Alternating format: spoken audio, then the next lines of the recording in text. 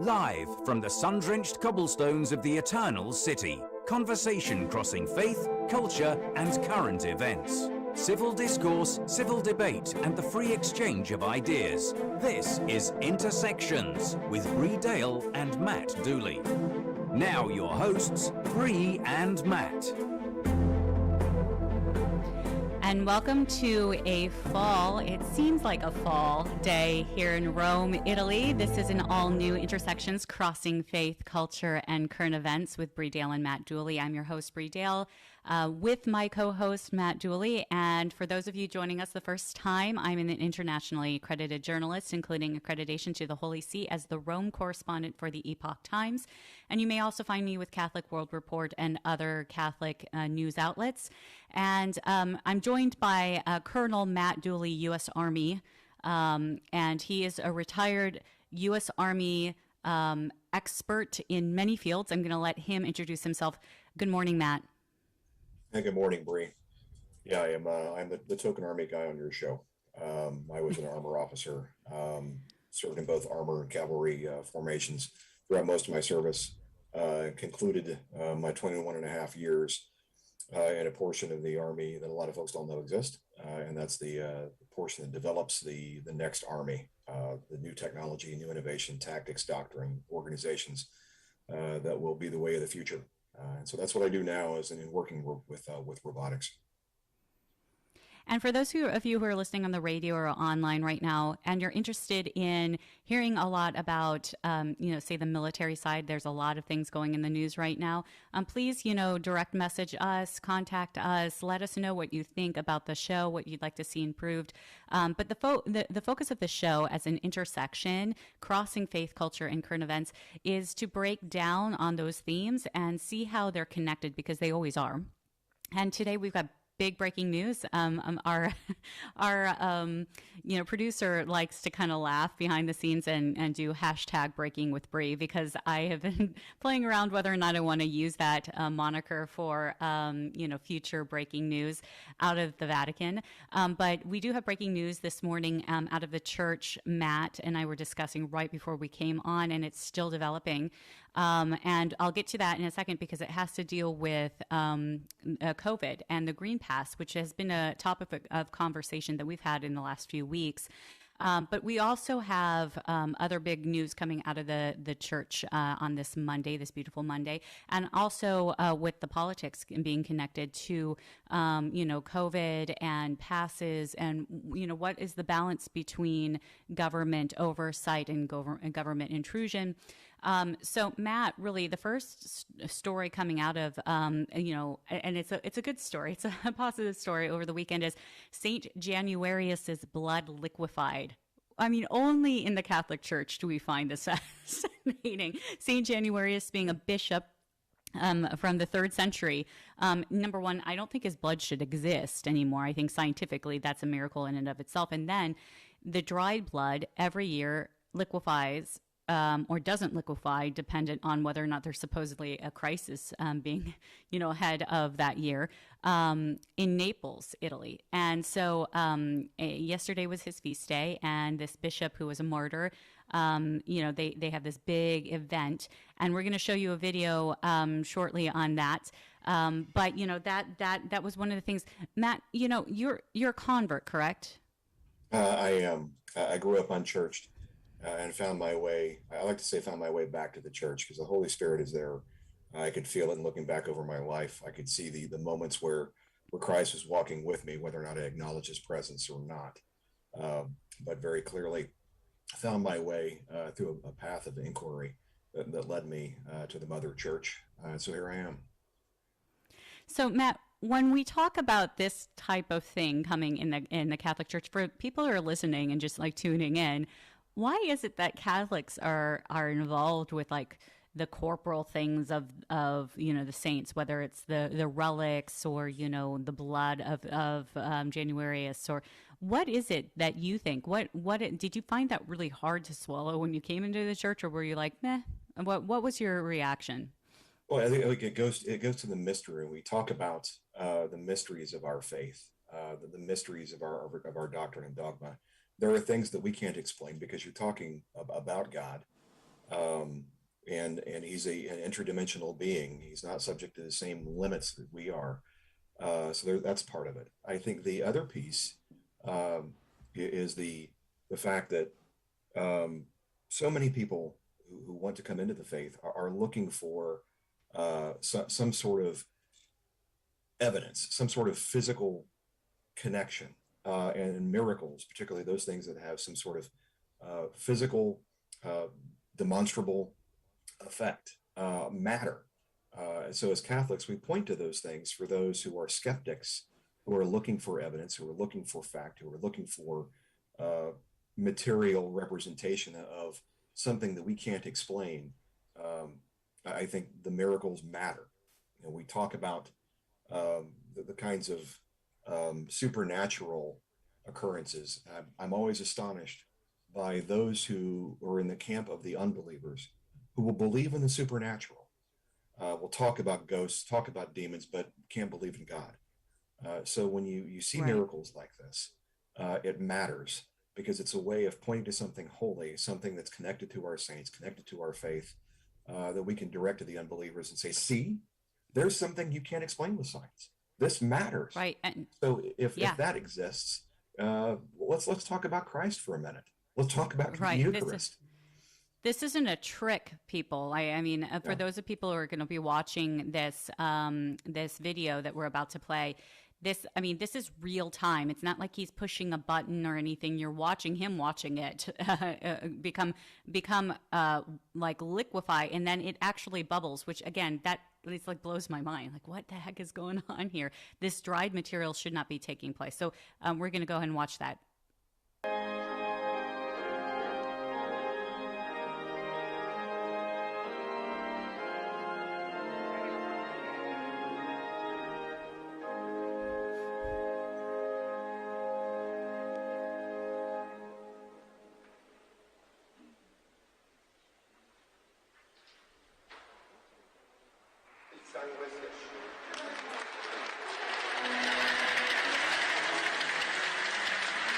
Grazie, grazie, grazie. San Gennaro esprime il suo amore per Napoli con lo scioglimento immediato. Sono le 10 in punto, sventolano i fazzoletti bianchi. Il prodigio si è ripetuto. Viva San Gennaro, viva Napoli. I love it too. At the end, he says "Viva San Gennaro," and then he says "Viva Napoli." Because it's done in Naples, and this is just how it is in Italy. Is that he is one of the patrons of Naples, and why? Because it's attributed to the intercession and this miracle that took place. That there was an imminent eruption of Mount Vesuvius, which is right there in Naples, and literally they prayed to Saint Januarius to have the smoke and everything go on the other side, and it ended up not erupting to the degree that they thought it was going to. And so they said, that was a miracle. Amazing. So these are the things in the Catholic Church that are immutable, right? These are the things that we recognize when we have bad news coming out of the church, or things that are the human elements of the Catholic Church, that we have to stop and say, where else do we see this? Where like we see the Eucharist, the Eucharistic miracles, where do we, it's such a contradiction at times, because we see such, destructive behavior oftentimes by human beings in the church. And yet we're this church of broken sinners that have miracles like this. So I think it was just like, it's a great story to start off with today. Because, Matt, we have breaking news, so I'm gonna go to that now. For those of you who are just joining us, this is Intersections Crossing Faith, Culture, and Current Events. And this morning, I was able to break this in English, although it was sent to us directly in the press corps from the Vatican, not from the Vatican press office, but from the Vatican, the Holy See state, the state of the Holy See. And it seems that it's been decreed that the Vatican is going to restrict access to all of the Vatican, all of the properties of the Holy See, including potentially St. Peter's, and potentially other basilicas that are owned by the Holy See. to all who are not vaccinated or those who are not carrying the green pass. This follows news reports and this will start on October the 1st, according to this decree. And right now we're looking at it, and this is developing because the press office has a lot of questions. We were not notified on this from the press corps. And Matt, this is where it gets kind of crazy, because it'd be like the president of the United States, press secretary not being given information to give to the White House press corps before it was announced by another section of the Vatican, and even people who were within the press corps being surprised about this. So it's still developing. Those of us who are in the press corps are asking questions such as, will people have access to St. Peter's? And it seems right now they're saying, oh, people can still go to the liturgies, but that's questionable too. How are they going to apply? Like, they're saying outdoors at if the Pope does like the Angelus outdoors, then people will be able to go into those sections. So it's pretty substantial though. And this does follow, like I was saying earlier, Italy's decree that those who are working, period, in Italy must, whether it's in private sector or in public sector, must be vaccinated, must carry the green card. And the ability of the Italians to do that, it's actually it's pretty direct. They have the ability to do so. So, Matt, I just want to get your first takes on this before we go to break. When you hear that the Vatican has it, in a way, to me, this is like it's like if Italy said no one's able to come into the country of Italy without the green pass, which is what people are saying is coming. So it seems that the Vatican has kind of stepped up and said no one has the ability to enter or work in the Vatican without the green pass, which is literally you are either tested every 2 days for COVID or you've had the vaccination. Matt? I think this is an attempt to standardize something, to create a policy that absolutely gets after what people perceive to be the threat, the problem. The issue is the inconsistency, and I see more inconsistency here in the United States than I do in Europe, and perhaps that's because in a lot of these governments and economies, they can enforce absolute standards, whether we agree with them or not, or whether they're based in science or emotion is a separate debate. Right. But I think there's a common frustration in inconsistency. If we're all going to wear masks, then they probably should be the same standard. If we're all going to be vaccinated, then it should be something that's reliable and approved and not have side effects. But then it gets into the question of why does everyone have to be vaccinated if some are of demographics that aren't vulnerable? Should we not protect and focus on just the vulnerable, those in demographics who are truly at risk? Why do we have to impose this on everyone? These are all questions that we've been asking for going on 2 years now. And a lot of governments and a lot of scientists have not been successful at all in explaining it. We're both former military. And one of the things that we adhere to are standards. Why are there standards? Well, because we've proven that those standards work and that they're applied to everyone, regardless of whether you're enlisted, non-commissioned officer, or officer. I don't see a lot of evidence of standards in a lot of these cases, and people are instinctive and they bristle when there seem to be a set of rules for elites and a set of rules for the rest of us. I can give you one example. Well, when you get back, we'll get that example and we'll talk more about this because I think this is going to be the bulk of our show today. This is Intersections Crossing Faith, Culture, and Current Events. We'll be back after this break.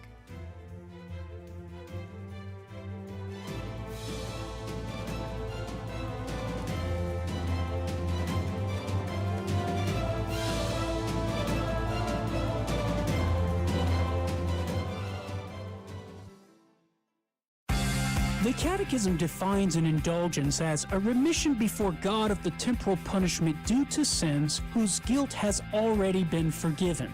But is it biblical to say punishment remains after God has forgiven our sins and that we can do something to satisfy it? I think it is. For example, David is forgiven of his sin in 2 Samuel 12, but yet must suffer the death of his son. Even Jesus teaches in Luke 12 that the servant who sins without full knowledge will be punished, but in a lesser degree. It is such temporal consequences that indulgences remit. Exercising her power to bind and loose, the Church grants indulgences to help her children heed St. Paul's exhortation in Philippians 2:12, work out your salvation. So, is the Catholic understanding of an indulgence biblical? You bet it is. I'm Carlo Broussard with the ready reason for Catholic Answers, Catholic.com. We all know children have a natural innocence and a sense of wonder. Yet our world is full of distractions that can pull families in the wrong direction. But with the help of God and a church family, your children can grow in the security of faith, hope, and love. Weekly Mass provides that critical faith foundation needed in life. So if your family hasn't been to Mass in a while, we'd like to invite you home. Discover more at CatholicsComeHome.org.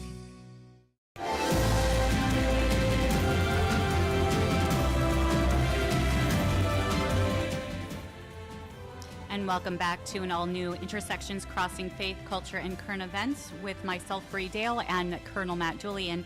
Before the break, Matt, you were going to give an example of, standardizing things and coming from the military side. I think also something that we need to, before you give that example, I'd like to get your thoughts also on what we've seen here you've seen in the States. I can't say here in the States because I'm in Rome, but what you saw in the States in the response to the military mandates that are coming out for vaccines. Now, that's nothing new to us. I'm actually have been over-vaccinated like 4 times, and it's actually caused me severe and long-lasting health issues because of it in the military. But can you explain, give that example of standardizing and why you think in this particular case it's not working? I can give you an example. We talked about our military response when you're going into regions of the world that aren't exactly first world or familiar with first world standards of cleanliness and hygiene and social construct, things like, basic sanitation, sewer, whatever. That you find that in those countries, there are epidemics of diseases that we've gotten rid of. And challenges associated with just existing in those countries. And so you have a series of vaccinations for something before you deploy and go there. So, for example, if you're going to the Balkans, you might be vaccinated against anthrax, Black Plague, and a host of other diseases that you only read about in books. I remember the first time I got my series of shots for that, I thought, am I going to the Balkans or am I going back in time? It was one of those things where it was shocking, but those were the standards. You needed that in order to operate under those conditions. So it was fairly easy to understand. And because there was a compelling military reason and necessity for that, then that's what you did. We haven't been successful, I think, on either side of the pond here in articulating exactly why these vaccines are necessary if they're unapproved, if we're not sure that every demographic faces the same challenges if you're infected with COVID. The messaging has been lousy. And second, with regards to masks, the efficacy of certain mask solutions has a wide variety of evidence. An N95 mask will stop virus, but a cloth over your face or one of these disposable paper masks, a surgical mask, doesn't. And so, because we can't enforce a common standard, there's a theater of the absurd when it comes to what you wear and how it's enforced.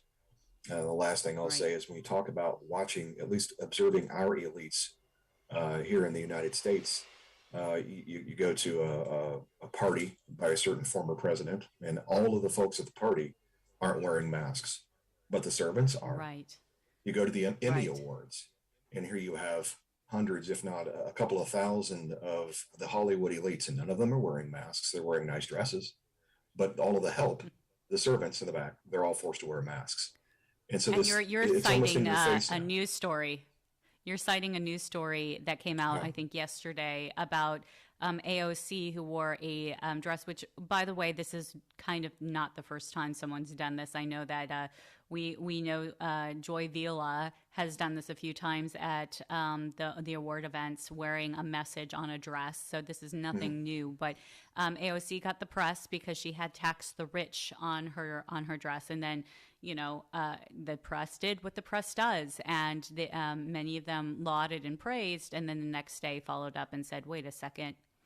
And the story was that was coming out was, well, the woman who made the dress owes hundreds of thousands of dollars in taxes, and that those who were in helping AOC all had to be masked and standard practice for that, but she was not. So it does, like you said, rules are for thee and not for me. But Right. bringing that back to the news out of the Vatican, and for those of you who are just joining us with Intersections, Crossing Faith, Culture, and Current Events, last section I broke the news that right before coming to air, the Vatican put out a decree. Now, this was not through the press office. This came actually through the Vatican state to us. And so all of those of us who are in the press corps are kind of scrambling right now to get information and clarification from the press office. But the Vatican has issued this decree saying, starting October 1st, all visitors to Vatican City State and the properties must carry the green pass, i.e., must have either within the last 48 hours received a negative COVID test or be vaccinated. And so this goes even a step higher than the highest EU state to have put restrictions on, and that is restrictions in Italy. So Italy has just passed restrictions for all those who are working in Italy, whether it's in private sector or in public sector, to carry the green pass, and this has become a heated debate here. And Matt, you were saying in the military, it's we are all vaccinated and oftentimes over vaccinated, but the military has the ability to enforce that because you sign on the dotted line and you sign your life away for as many years as you serve, and being part of that is socialized medicine. There you go. And socialized medicine there, government-owned medicine, they have access to all of your medical records. And that is how it is in Italy. The government has access to everyone's medical records.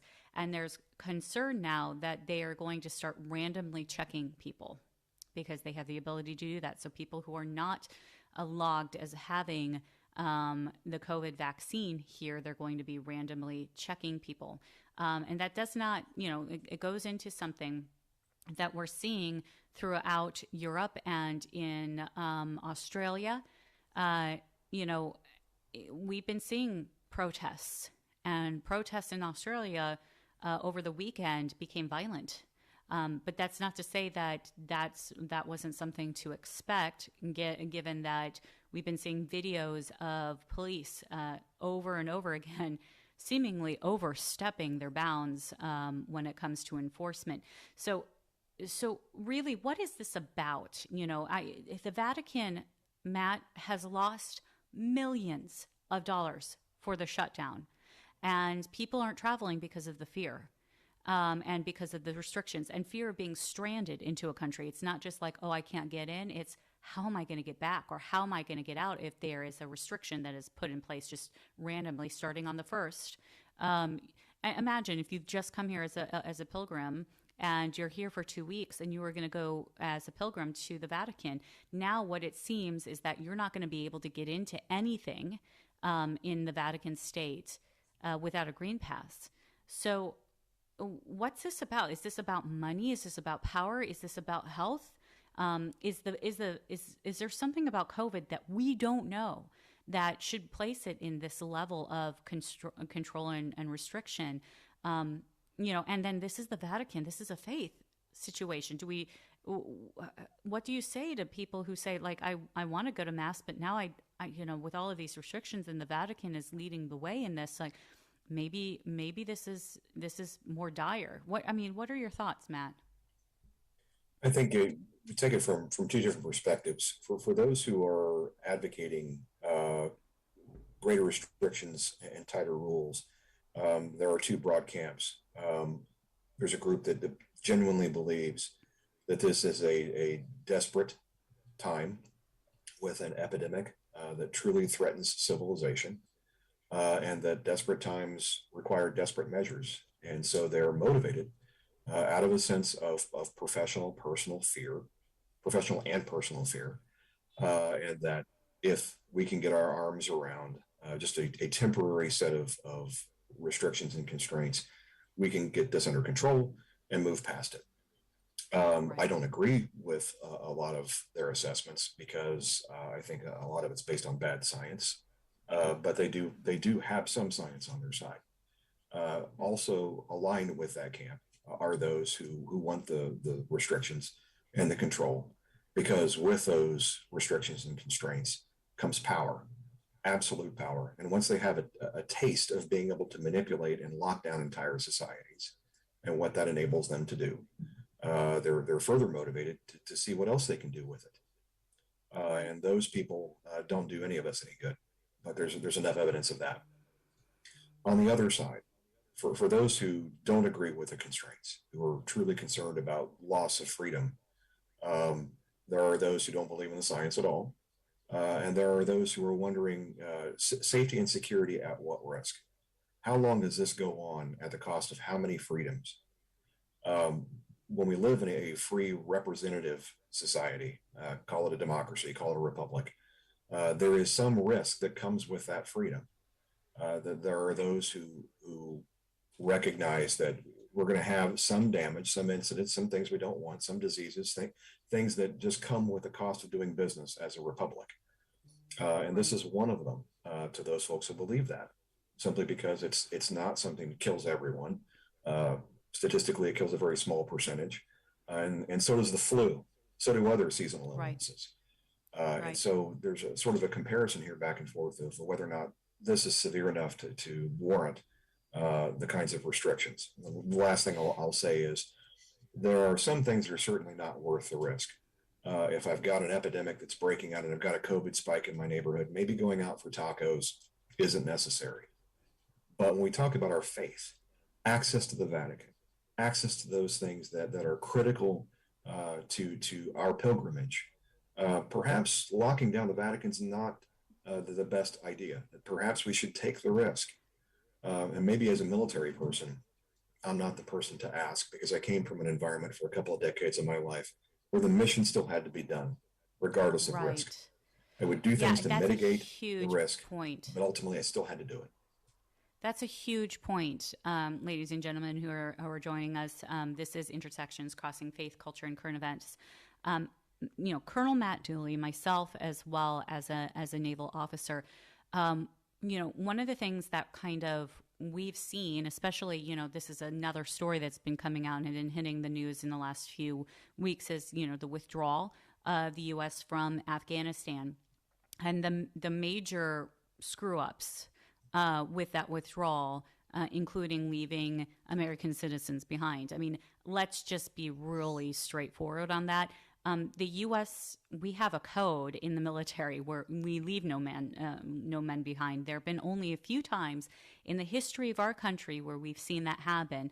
Benghazi 9/11 was one, and this withdrawal was another. And it is interesting to note that during Benghazi 9/11, our current POTUS our President of the United States, was VP at the time, and now we've seen this under his leadership. So, but where there's a connection there is that when all of that happened, veterans saw the problem behind the scenes and started to act. And Matt, I will be writing on this when operations are done, because they are ongoing, and I'm not going to cause those operations to be impacted. But I have been involved with this from really a week or two before the withdrawal, because we saw things starting to kind of break down.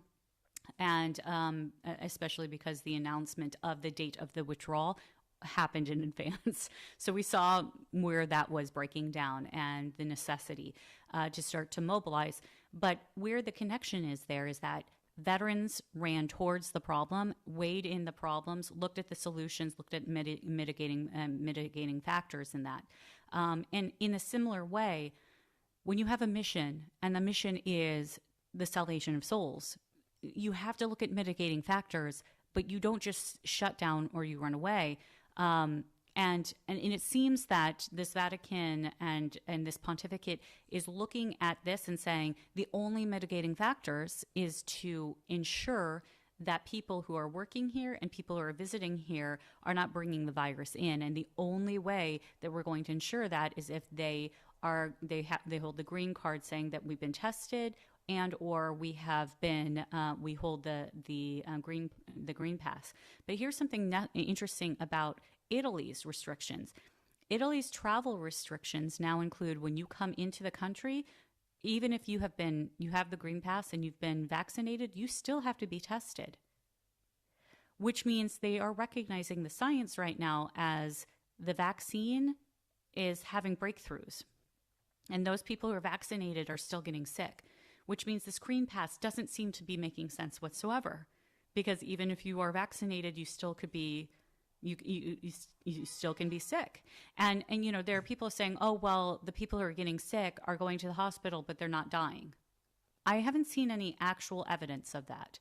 The people are saying that it's not as bad. I haven't seen any actual evidence of that. When we get the vaccine or even the mist, which is what I preferred when I was active duty for the flu every year, that was developed based off of 4 major strains of flu in China the year prior, right? So it didn't mean that you couldn't get the flu. It just means that you were mitigating the risk of doing so by building your immune system against those 4 strains. So what is this again? Is this because this is economically going to destroy countries if we continue to place such high restrictions where people who even people who are have the vaccine are now being placed under restrictions for travel.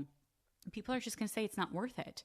So is this a way to kind of economically reshape the world as, in accordance with what the World Economic Forum has said in the past year or so, this whole new reshaping? Or is this really about health, do you think? I think when people started mentioning this idea of the Great Reset, everyone said you were a tinfoil hat conspirator if you mentioned it. And so now we see things like this and we start to go, wait a minute, maybe we're onto something here. Right. So yeah, I think the skepticism and the questioning is well warranted. I keep coming back to standards. What is the standard? What's the acceptable standard we're trying to meet here so we can stop this insanity and go back to being normal human beings living our normal lives? What is the standard by which I'm never going to take a 3-year-old toddler in a daycare and try to make that child wear a mask? What's the standard by which I can stop young teenagers having to sit in their room for an entire year and try to gut through an entire academic year without access to their teachers, their friends, or the social construct that makes a 13-year-old a 13-year-old? When can I say that I can cross borders without having something shoved up my nose, or to have my little Ausweis green pass or special device I have sewn onto my jacket? When does that stop? Right. When do we stop moving the goalposts? That's all anybody wants to know. And if I'm asking those kinds of questions, it's because I'm a critical thinker. I have reasoning skills, not because I'm some sort of tinfoil hat conspiratist. Yeah, and I think it's one of those things too, Matt. Going past the Vatican's mandate towards what we were talking about earlier with the Italian socialized medicine.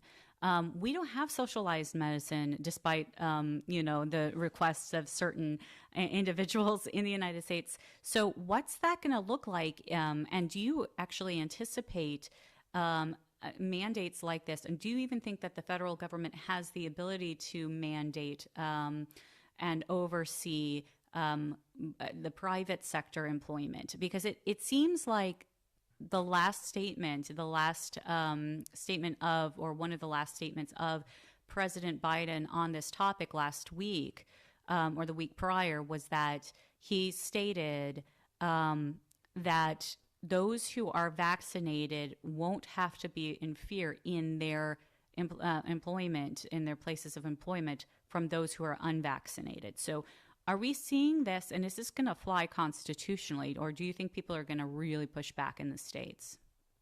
Well, first, I want to hit on the absurdity of saying that we must protect the protected from the unprotected. That doesn't make any sense in any philosophy class, let alone any science class. That we have yet to understand how the unvaccinated must be controlled and restricted. But it does make sense if you take it the perspective of someone finding a certain demographic, a minority, to blame everything on, whether it's the continued disease or economic troubles. If we can just find a small demographic of people to put all the blame for all the troubles on, and if it happens to be the unvaccinated, great.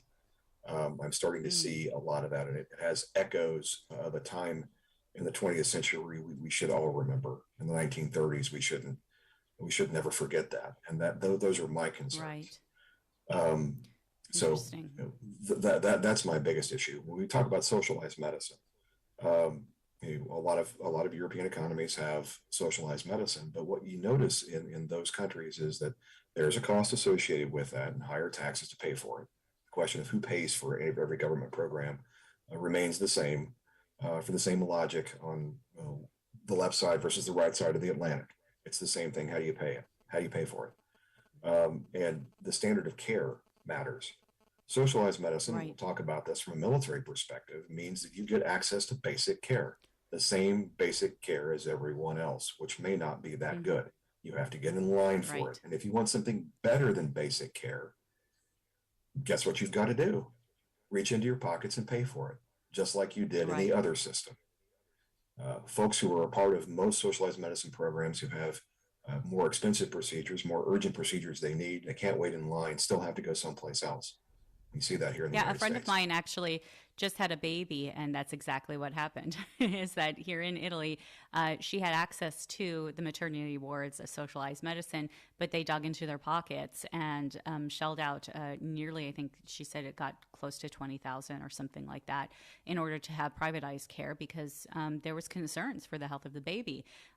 Maybe on just a standard birth that you wouldn't have to worry about that, but again, if you have specific issues, health issues, cancer, and some of I have to say, some of the research here in Italy is just amazing. Child cancers, some of it's just amazing. But with the situation that we saw with socialized medicine in England, and the story of Alfie Evans, if you recall, it was the little baby who was who was put on a ventilator, and the courts decided for the parents, even though the parents protested all the way up to his death, the courts decided to take him off the ventilator and then take him off of food and water, which is, morally just apprehensible. Meanwhile, in Italy, the Italians, up to the Pope, were asking for the English to let the family take the child to Italy for specialized care, and the Italians were willing to fund that, and the English refused. The court systems refused, which is kind of insanity. And more people, I think, need to start looking into that, because there are elements, and there is historical documentation of times in the past where certain demographics, whether it's the poor, whether it's the Black population, where there have been certain demographics that have been used to further medical scientific research. And this is not a new thing. This goes well before the 1930s. And so it is an important thing to discuss when it comes to rights. When there are questions of the scientific nature, it is important to request, and number one, be a skeptic. And it's, again, like you said, you don't have to be a tinfoil hat conspiracy theorist to be a skeptic on everything. I think most scientists are skeptics. And so most scientists should be asking the questions of where's the science in this? And even for us, just nothing more than an intellectual challenge of their peers. Go at different angles and look at things to better the science. And yet, what we have seen with the president of the World Medical Association, organization, I should say, who I interviewed, in a press conference a few months ago, who came out and said, anybody who is on the other side of the argument right now, those who are credible, they are within and supporting the World Medical Association's thought process on the vaccine. But those people were represented in a roundtable that was supposed to be discussing this in the Vatican. So we are seeing this give and take, back and forthing, but it's becoming more and more muted. And Matt, as we go towards break, I know that you have been watching out of Australia, and we may hit this on the other side as well, but, we're seeing protests of people who've been locked down in Australia all this time. They've been locked down. And the government has been giving them, some who have been vaccinated and their entire family being vaccinated, they have been given the privilege to go outside an hour a day and maybe go to the park. They're at that level of lockdown. Matt, do you anticipate seeing that in the United States? And what are your thoughts on the violence that we saw over the weekend? Yeah, I'm not surprised in seeing pushback from Australians as a society. They share a great many things in common with the rugged individualism and freedom that you see among Americans. I jokingly talk to my Australian friends about how the only difference between their society and ours is that we were both rejected. We fought for a revolution for our freedom, and the Brits just got tired of running them. But ultimately, they are very similar to us in their sense of individual, determined formation of their own society. And their own individual accountability. So the idea of having an imposed government solution runs afoul of them just like it does us Americans. We'll see you when the break comes back.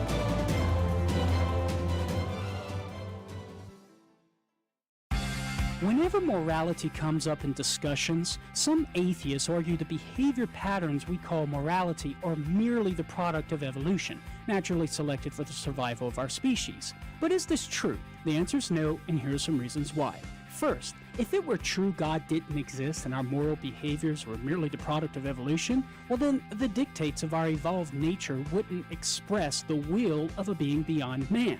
As such, there would be nothing to morally bind man's will and thus no moral obligation. Second, what if the behaviors we judge now as wrong, such as rape and murder, become beneficial for our species in the future? According to the atheistic evolutionary account, they would have to be morally acceptable. But these conclusions are absurd. Moral obligation does exist, and rape and murder will always be wrong. Therefore, evolution is not sufficient to explain morality. I'm Carlo Broussard with a ready reason for Catholic Answers, Catholic.com. Years ago, when I started acting, modeling, and singing in Mexico, my Catholic faith was not the center of my life. It took me many years to discover that success, fame, money, and all the pleasures of the world were not going to fulfill me. I got to a point in my life where I thought I had everything, but I realized something was missing. Thankfully, I began a faith journey that brought me back to God and home to the Catholic Church. You can too. Discover more at CatholicsComeHome.com.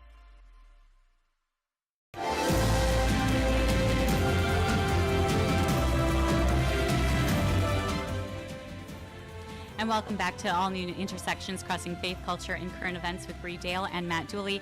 And right before we went to break, we were talking about Australia.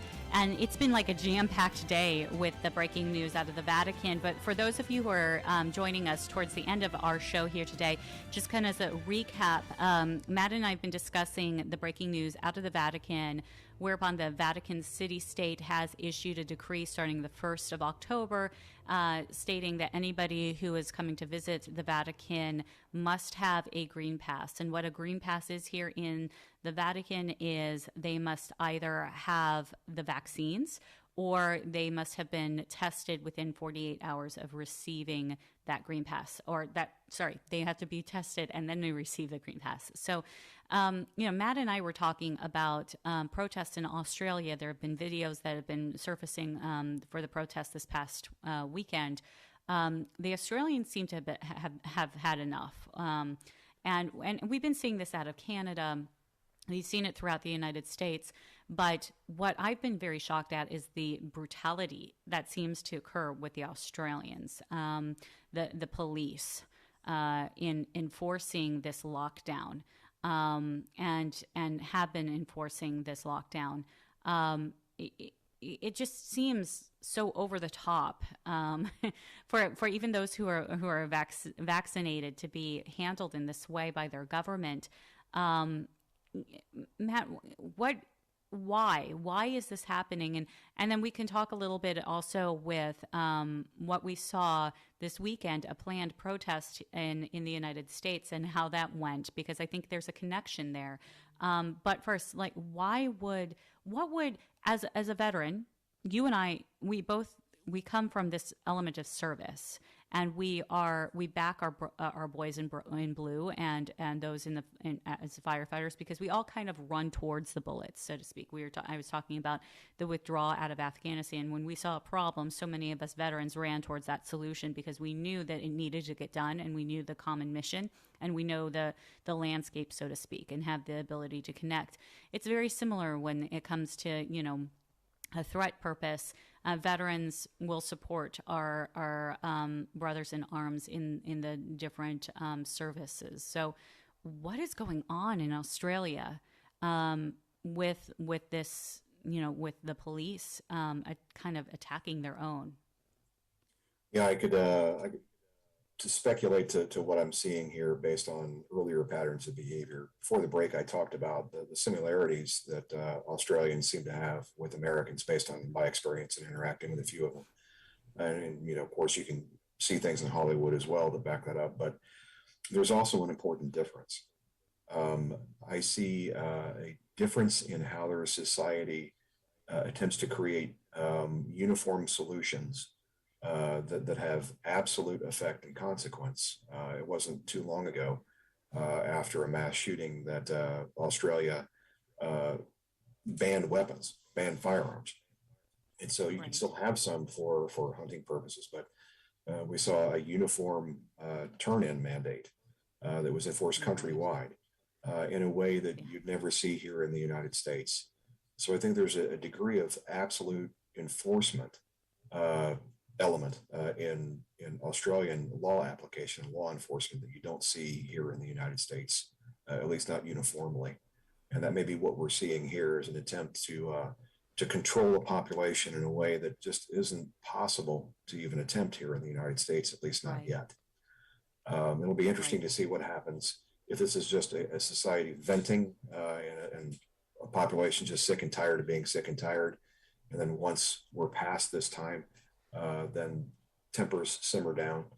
Certainly, we've seen eras in the United States where it seemed that was going on, particularly in the violence and the civil rights movement in the 1960s. And hopefully, we don't see a repeat of last summer's cities burning prior to the election. So there's a potential for that to happen here in the United States. But I'm hoping that in Australia, this is just a flash in the pan and not a prediction of things to come. Matt, discussing this and looking at the January 6th protests or, protest in support of those people who were incarcerated for January 6th in Washington, D.C. over the weekend that was planned. And that's something that's really interesting to me, just on the level of information operations, psyops. This is an area of interest of mine. In the media was really pushing that, oh, this is going to happen. And, there are really bad people who are planning this. And, there was a lot of hype that was coming out on social media. And then on the day that the planned protest, there was I think they said maybe 100 protesters, quote unquote.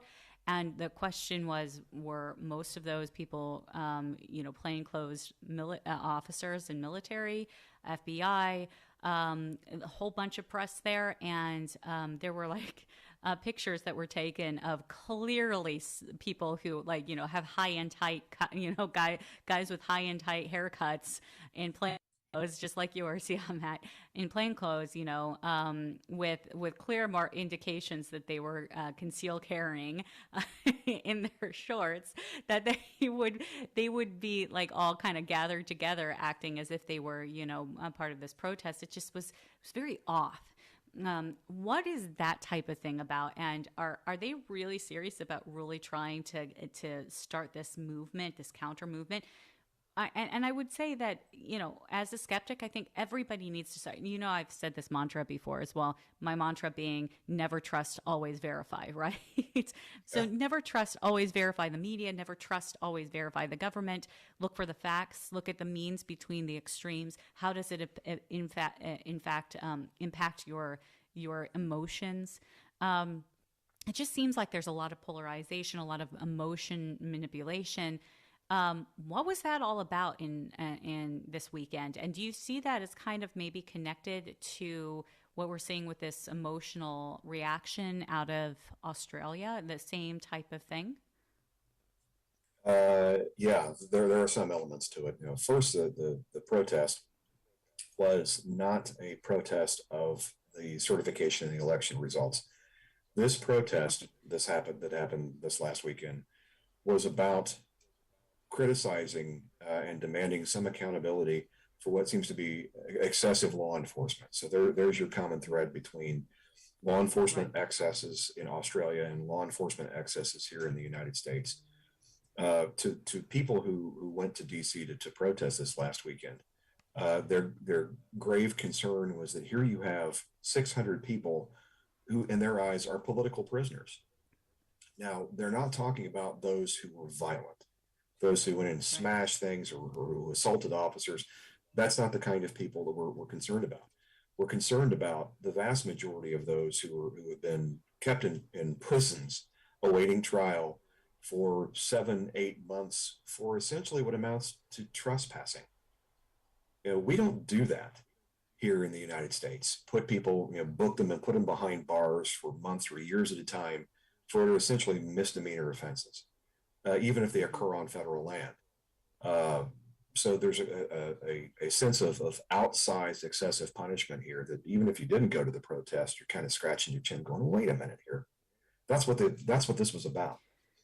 So the second piece was what I call the self-licking ice cream cone. For weeks, we were treated to the doom and gloom, what I call the tom-toms of doom, beating this steady drumbeat from the American media about these 18 September protests are coming. We got to put the fence back up around the Capitol, and we're going to see tens of thousands of screaming, crazy, wild-eyed, ultra-right-wing, goose-stepping, red hat-wearing, blah blah blah. Choose your descriptor, and it was designed to create this sense of urgency and fear. And so, what happened? Well, they drank their own bathwater. They listened to their own press, listened to their own viewpoints, and so they put up a fence around the Capitol building, and they put hundreds of officers in full jackbooted Star Wars stormtrooper equipment to respond to a protest of maybe a couple of hundred people who were pretty peaceful. Like proactive preparedness. Preparedness. The question really has to be why weren't there proactive and preparedness January 6th? In that similar level of proaction. Matt, one of the things that I find really interesting, and we've been talking about Australia for those of you who are joining, and, the Australian protests and how that kind of relates to January 6th protest, the protest that happened this weekend against the January 6th protest. lots of protesting. But one of the things I find very interesting is that the Australian government and the French right now are protesting one another, and they've got some tensions. Like, who would have thought that the Australian and the French would be having some real serious tensions due to a trade situation in between the two? So, long and short, because we've got only 3 minutes, this tension is due to Australia backing out on the French in an agreement that they had, a business deal for submarines, and they've now turned to the Americans for submarines. And it's funny because it's American/British technology that is being provided to Australia, and it's just like, the first thing that comes to mind, and I know you're of French descent, but is that the British won again. against the French. It's another Navy, and another the French Navy issue. Yeah. But I think the French are upset. In all seriousness, I think that the trade agreement probably was moving forward until the Chinese and their actions in the Pacific changed the calculus. Exactly. And then it wasn't something where we could, if you're Australian, dawdle around with a couple of solutions and experiments and eventual evolution to the submarine technology you needed. Now we've got a real problem, and we're going to have to get serious about confronting the Chinese. So we need the best of the best. And candidly, American submarine technology is some of the best out there. So we're going to have to close today, but next week we're going to probably continue to discuss, a favorite topic of ours, China, the threat. But who knows when it comes to breaking news? We broke news on the show today. If you're interested in continuing to follow us, please give us a like on our social media, retweet this out, reshare this out. But for now, this is Intersections, Crossing Faith, Culture, and Current Events with Bree Dail and Colonel Matt Dooley. Thanks for joining us today. Thanks.